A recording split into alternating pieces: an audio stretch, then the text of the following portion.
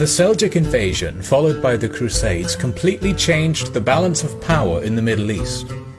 The biggest victim of these events was the Byzantine Empire. It had started to lose lands to the Seljuks in the 11th century. Then the Crusades, despite helping the empire in the very beginning, led to the sack of its capital, Constantinople, by the Latins. Anatolia was fractured beyond anything seen before. The ethnic and religious makeup of Asia Minor changed as more Turkic tribes moved in. As if it wasn't enough, the Mongol invasion of the Middle East started in the 13th century.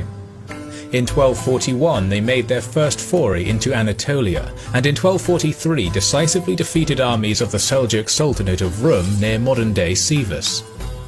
The Sultanate became a vassal of the Mongols, and a Byzantine successor state, the Empire of Nicaea, used that respite effectively. By 1261, the Greeks took back Constantinople and restored the Byzantine Empire in the northwestern part of Anatolia and Central Balkans. Unfortunately for them, the Mongols pushed more Turkic tribes out of Central Asia and the Iranian plateau towards Anatolia.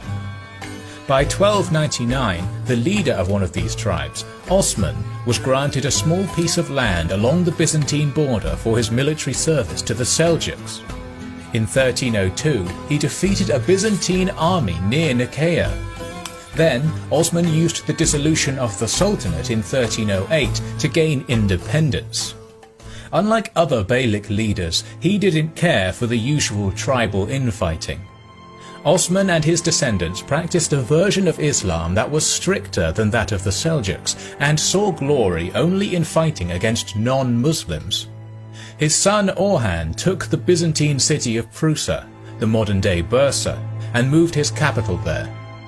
Nicaea and Nicomedia fell to his troops in 1331 and 1337, and a few successful raids into Byzantine lands in Europe were conducted.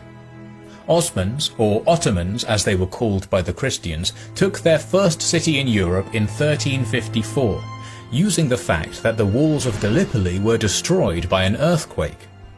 In the next decade, Adrianople, Plovdiv and Komotini were all conquered, and the new leader Murad I moved the Ottoman capital to Adrianople, modern-day Edirne.